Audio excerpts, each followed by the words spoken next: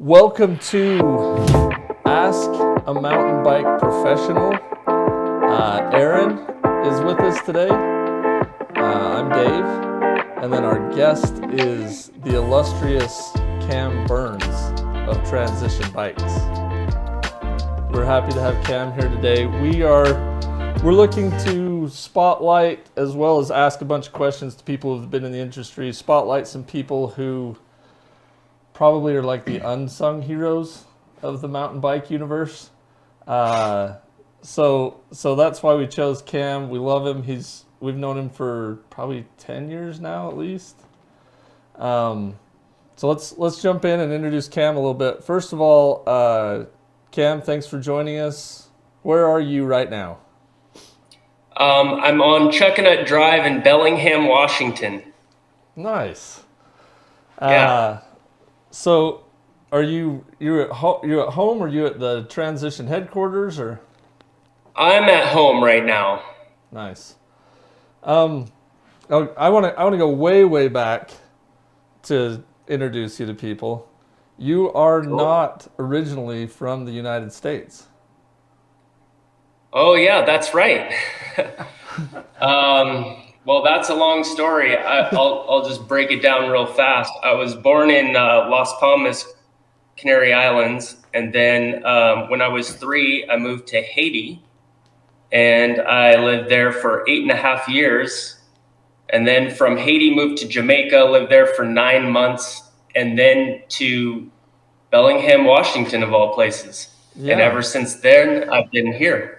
Yeah, I thought my memory served me right. I remember that because I lived in the Canary Islands for 2 years, and somehow we made that connection.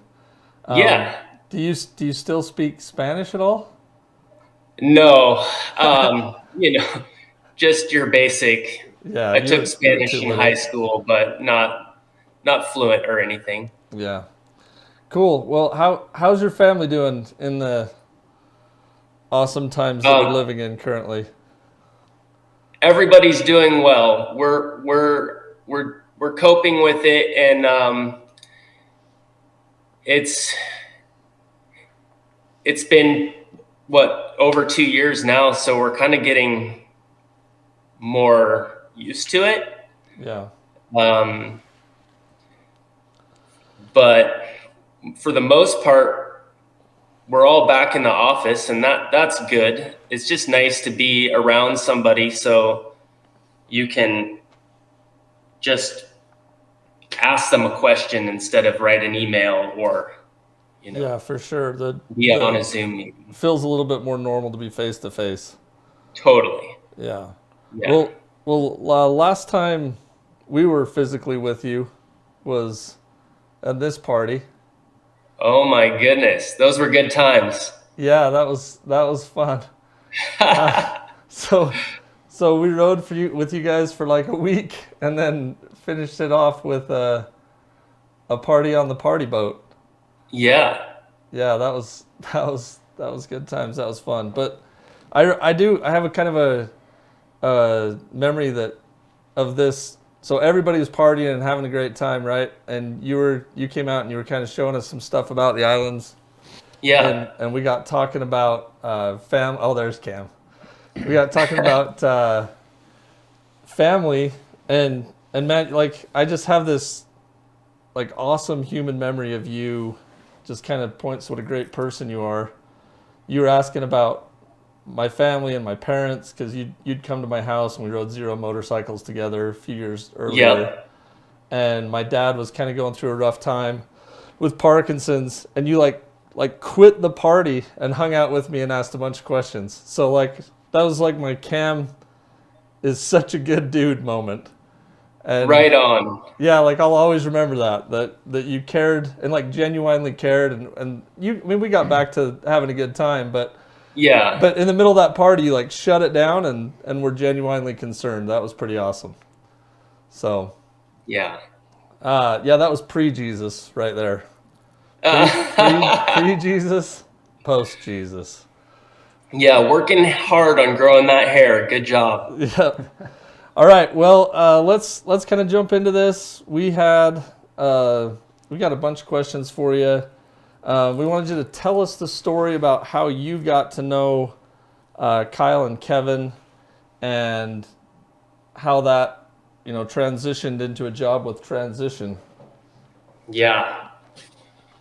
Well, honestly, I didn't know who they were. I had a friend, or he's still my friend, Todd Zimmerman. He's a well-known trail builder in Bellingham. He's from the East Coast originally, but he always had to have something that no one else had, like a different bike or something like that. If it was mainstream, he wasn't into it. So he bought this bike. It was a dirt bag, and I remember he went to some dude's garage in Seattle and picked it up, and he was really excited about it. And when I saw it, it was a really awesome bike. And he told me the story. Yeah, it's this company, Transition Bicycle Company, and they're small and they make this really cool free ride bike. So I looked into it and I jumped on their website, and it was really well done website for that time. And Kevin had a lot to do with the website, and he's the person that he went to Seattle to visit and pick up the bike. So from there on, I started following them a little bit and seeing more of those bikes show up. And one day they had a post on there, and it was like, "We want you," and the guy. Yeah. But I applied, and they set up an interview, and it was a ride interview. It was pretty interesting. And that's how I met him, was during that interview. Aside from talking on the phone a few times. Do you remember where you rode? Yeah, we rode on Galbraith Mountain, and we rode this trail called Cheech and Chong's, and it had like some really old school skinnies, and one of them was called the Rainbow Skinny. And I remember, it's a job interview, so you're kind of nervous and you're meeting new people for the first time. They were, by the way, really cool right off the bat, and it was like no big deal. We were just like guys mountain biking together, Yeah. Yes, that is the stinger, but similar. It was much narrower than that, and but yeah, that's the only pick I had of the area. But yeah, I that's remember one the of trail the sign more for Cheech and well-known Chong's. trails on Galbraith. And I remember being really psyched because I made the skinny, and I thought that was a good impression on them. But that went well, and I think they interviewed a few other people, and I don't know, I think I got lucky, but ended up getting the job. Nice. So, yeah. When was that, roughly? That was April of 2006. April of 2006. So you've been with them for, let's check my math here, 16 years? Is that right? That's correct. Yeah. How many other employees did they have at the time when you got hired? No, I was the first employee. So it was Kevin and Kyle. They'd been doing some stuff, working at T-Mobile, and on the side, it was a side hustle,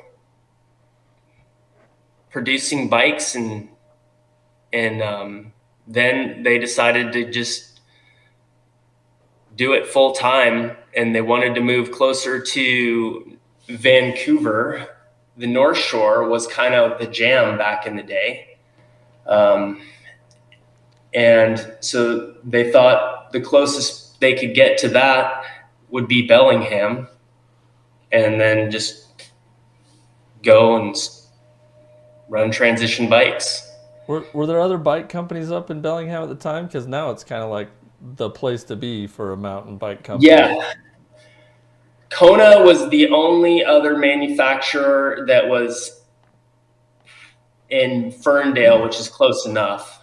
That's probably 30 minutes north of Bellingham Gotcha. on I-5. What has kept you with Transition over the years? I think from like day one meeting those guys, we just formed a bond and we became friends.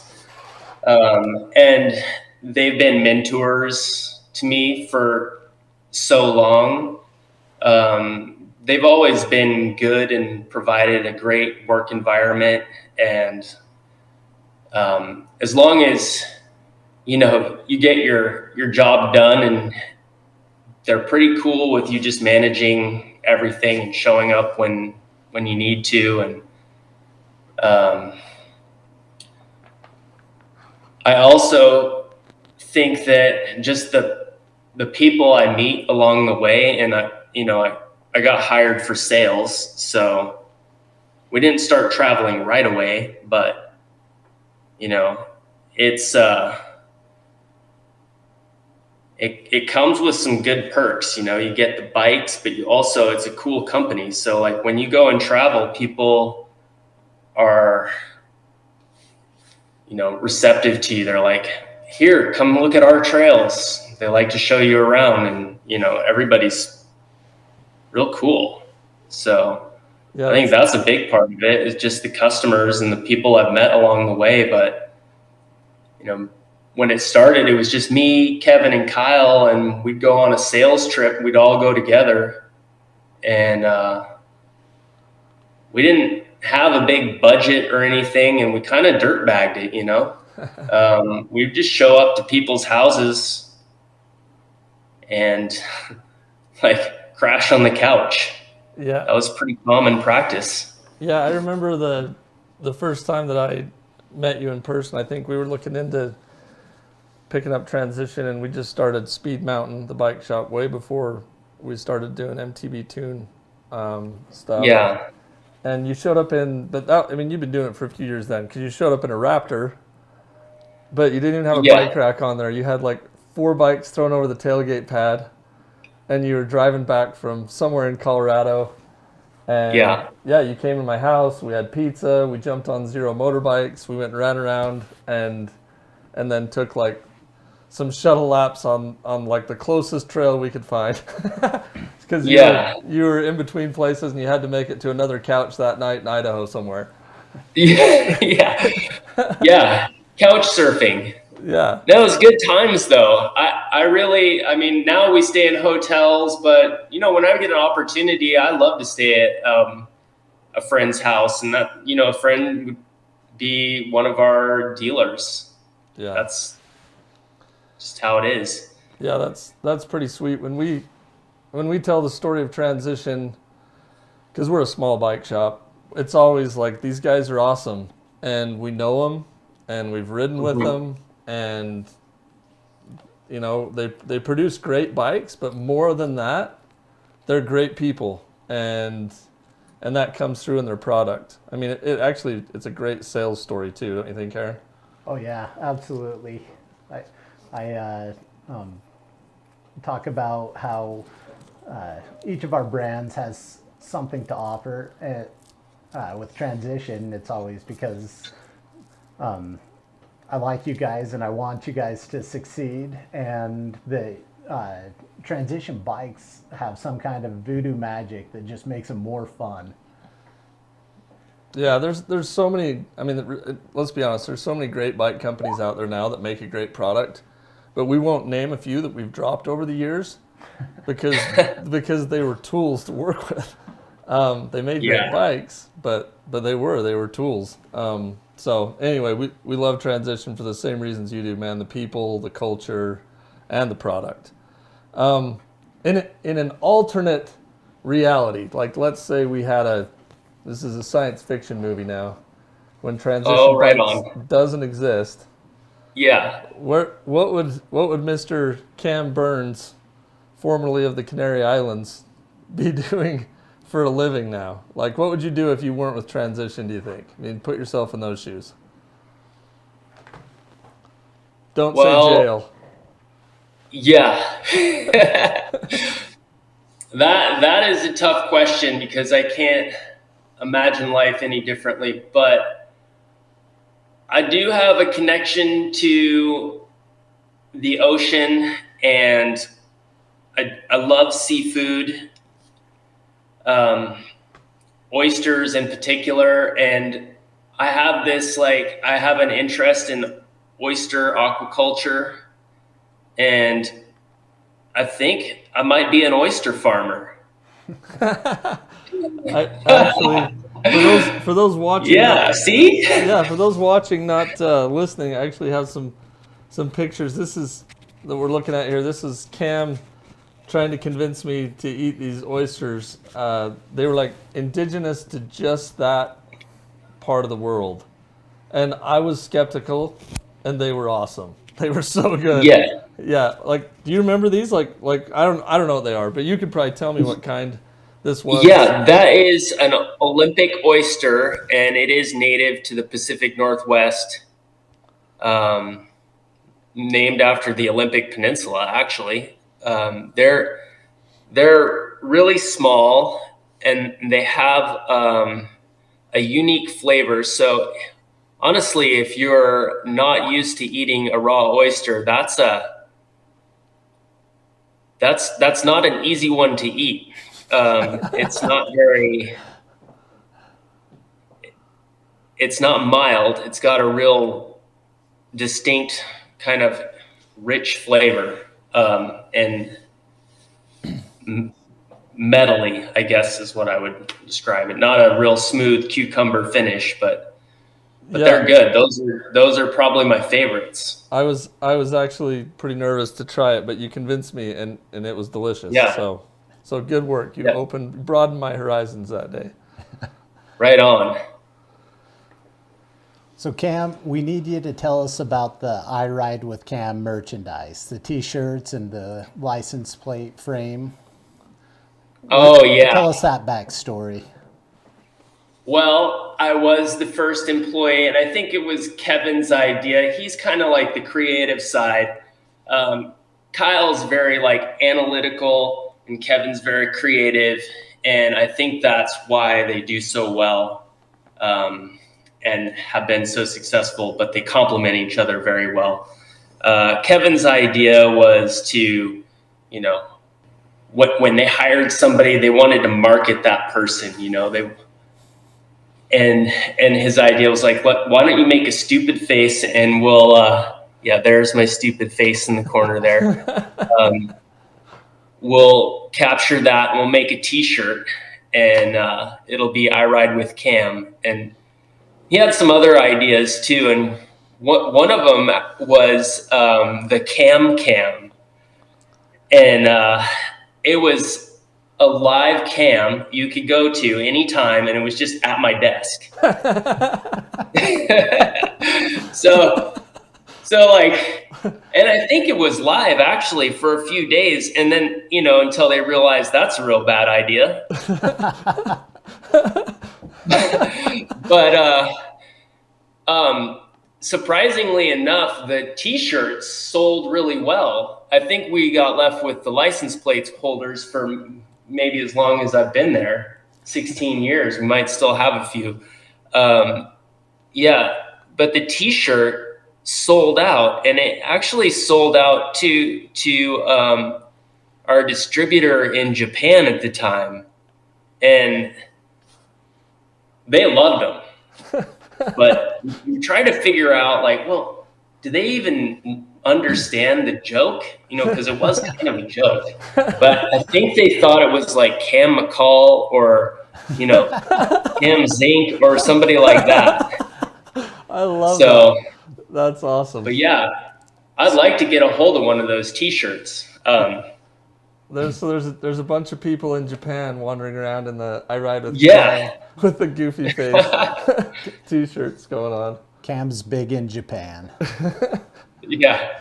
That's awesome, man. You better not go over there. You'll get attacked on the streets for being famous. Oh, yeah. Mobbed. Right. Oh, that's awesome.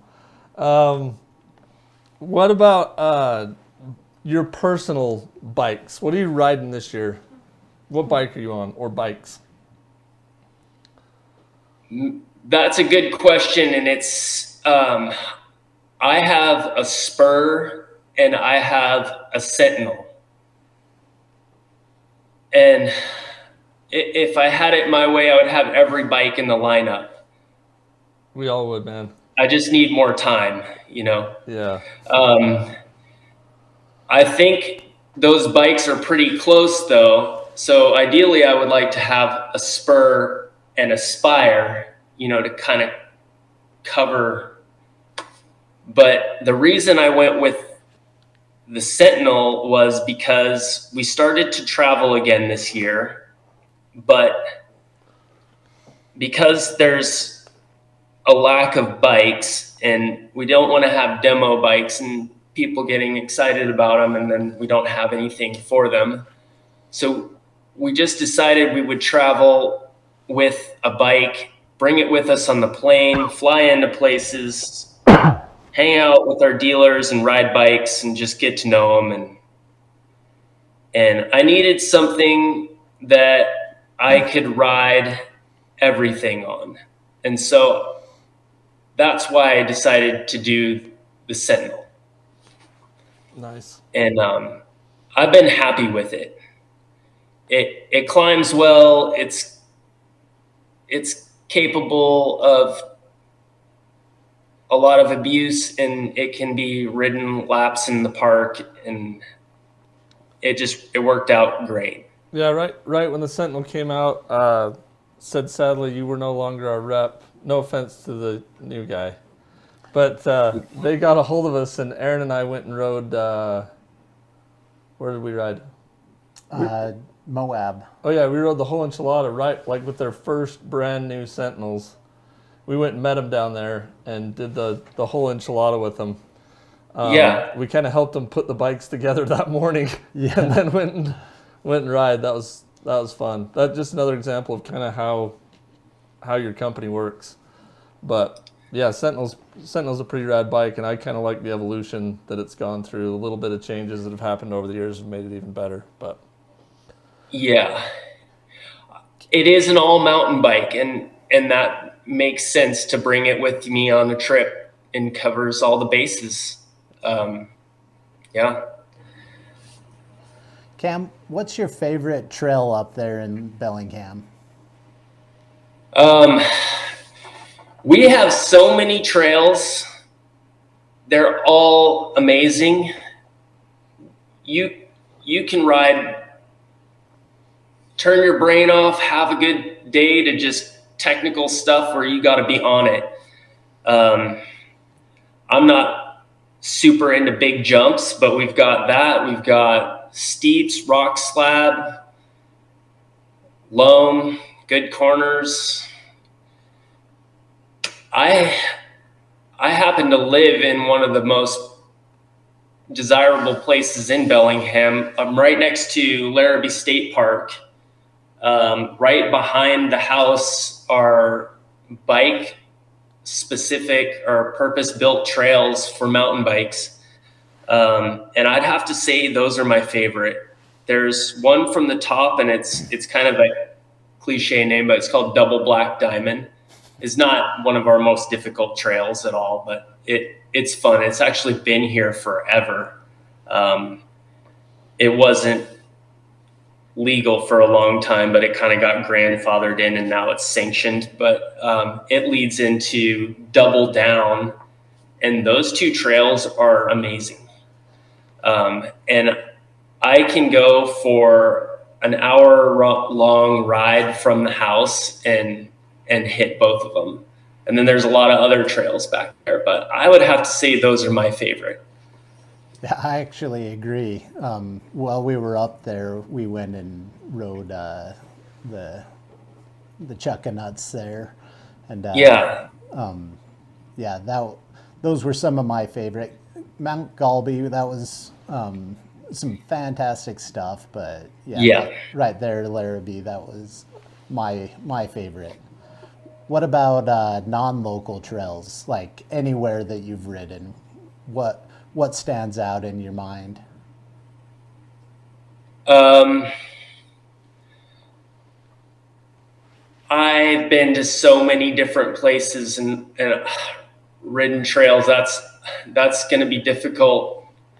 Vermont has a lot of good riding. Massachusetts, of all places, there's this place, Berkshire East in Massachusetts. There's a park there, Thunder Mountain, Aaron, you make and a list? across the street there's some trails. But I like the East Coast. That's part of my sales territory, so I get to go often. But I think my favorite trail, other than something here, is going to be in Quebec City, of all places. And it's probably Wolverine. Wolverine in Quebec City. I'm taking notes. I keep a list of trails that I want to ride, that I haven't yet, and that's always fun to ask people. I love that. Oh question. yeah, that's a bucket list trail for sure. Quebec City, Wolverine. Yes. Well, we kind of had a trip up in that neighborhood planned for a few years, but we'll hope that the Canadians allow us to cross the border again soon, right? Yeah. What about so what we're doing with this podcast? A lot of times we talk about the mechanic side of things and the how-to of that, but we also like to talk to people who've been in the industry for a long time, like you. How good of a bike mechanic are you personally? Oh, I'll be honest with you. I'm not a great bike mechanic. I've gotten by for several years, but when something goes wrong, I'm better off letting a professional handle it. I've always been on the sales side of things. I do like to tinker with my bike, and I'll mess around with it. And I know, the fundamentals and everything, but when it gets technical and I have to rebuild a fork or bleed some brakes, I like to just take it to our shop and have one of the guys do it. Yeah. Yeah, it's always interesting to talk to people that have been doing this for a long time. Some of them are like, yeah, I totally love wrenching on my own bike. And others are like, no way, man. Leave that to the guys that do it every day. Does Transition have a race mechanic right now?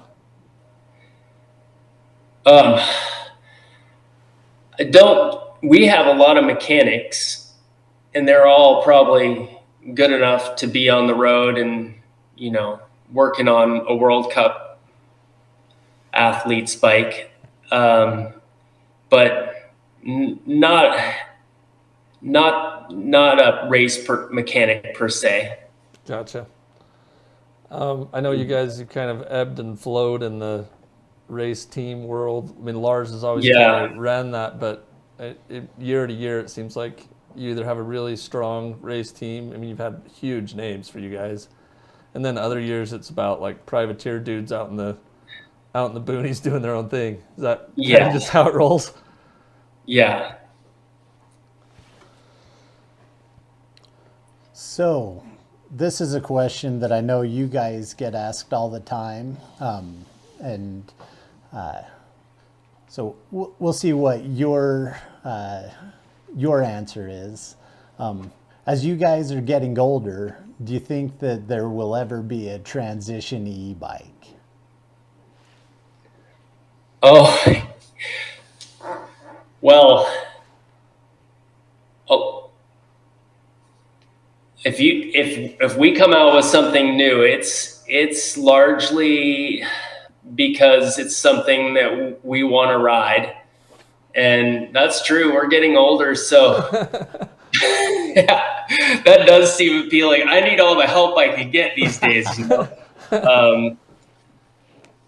the Spur actually was one of those bikes where I think, you know, we like to get after it and ride some spicy stuff, but we're starting to get old and we want to just get out there and pedal. And that was what instigated that bike. And it's become one of our, if not our most popular bike in the lineup.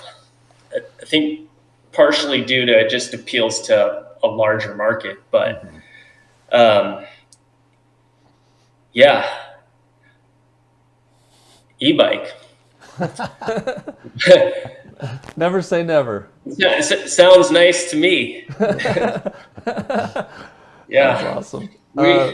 I can speak to the Spur being almost like an e-bike. We were certifying as mountain bike instructors last year, and I got super sick, like empty your gut sick.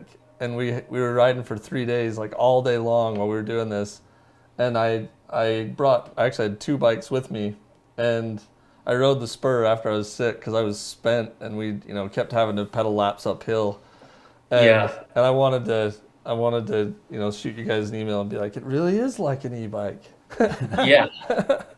But never say never for an e-bike. You guys as Aaron pointed out, you guys are just hideously old, and pretty soon you'll need one. Yeah. I'm just teasing.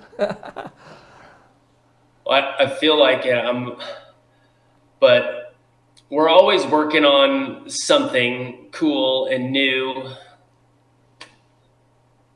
So you can expect some awesome stuff.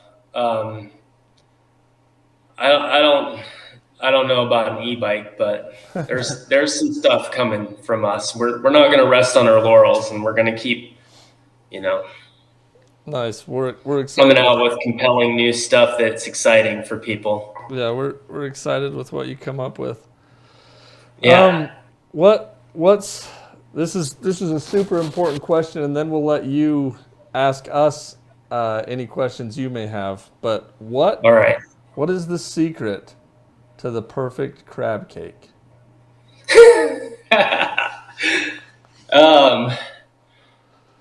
Well, where I live, we can catch them right out front here in the water.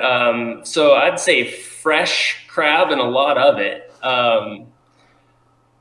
There is one thing that I like to do. I don't use mayonnaise. I substitute with mustard, and I think that's the key to my crab cakes and what makes them special.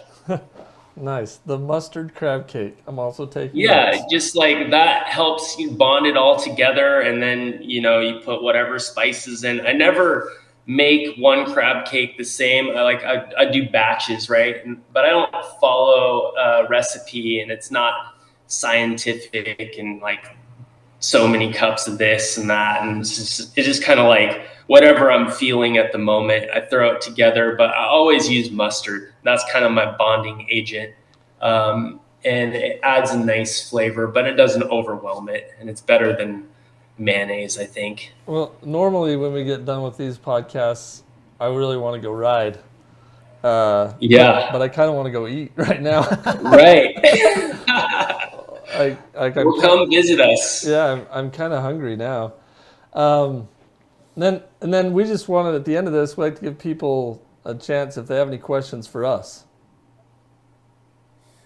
Yeah. Well, I had a chance to browse the website, and I think it's really cool what you're doing. For somebody like me who likes to ride bikes and's interested in them, and I'm not a great mechanic, but sometimes I have to work on my own bike, with the pandemic, especially because there's nobody to take it to, or they're shut down, or, it's just busy, or working on a skeleton crew, whatever the reason.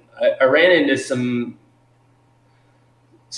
repairs that I had to kind of just figure out on my own. And it would be cool to go someplace and have this is how you do this, how you bleed your brakes, and have some instructional videos and be able to just kind of follow along at that time and fix whatever it is that you need to fix. So I think that it's a cool premise, and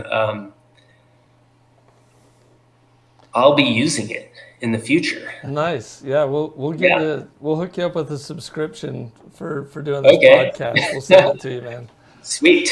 But we've kind of seen a lot of a lot of great brands are doing a mix of direct to consumer as well as through bike shops and everything. And with the pandemic, that's kind of worked out well. And like you said, shops are insanely busy. I mean, I know Aaron at the shop here every day has been scheduling people out 2 and 3 weeks at a time, at least sometimes. So and we've had a ton of demand for people asking us, hey, could you just show me how to do this? We're like, sure, but we got to, it's going to take a while and we got to recoup our costs somehow. Yeah, it takes more time to show somebody than it does to do it. Yeah.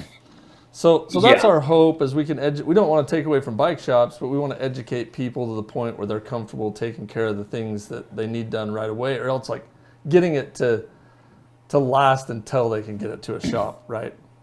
But that's kind of our hope. Yeah, we'll hook you up with a subscription, and then we need to talk to the guys at Transition some more about some other ideas with that too. But hey, thank you so much for coming on. You're not only Transition's first employee, since we're just starting, we're actually just launching this podcast. You're our first guest that wasn't just us riffing on a topic. So we were. Oh, that's great. I'm honored. We were stoked to have you, and I mean, we might have like one viewer right now, but I'm sure people will go back and either watch or listen to this once it gets on all the platforms. And we really appreciate having you, man. Well, that's good that you only have one viewer, because this is my first podcast.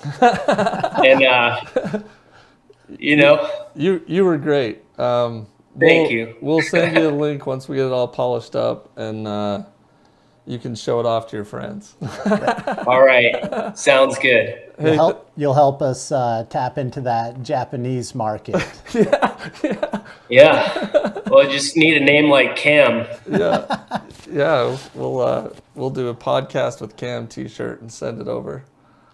Perfect. Hey, thanks, man. Good to talk to you. Yeah, you're welcome. Thank you so much. Yeah, give your family and everybody up there our best, and then hopefully we can get out and come visit you in the next little bit when that opens back up, and go ride and eat some perfect crab cake. Yeah, I hope so. Thanks, Cam. Thanks, Cam. Okay. Talk to you soon.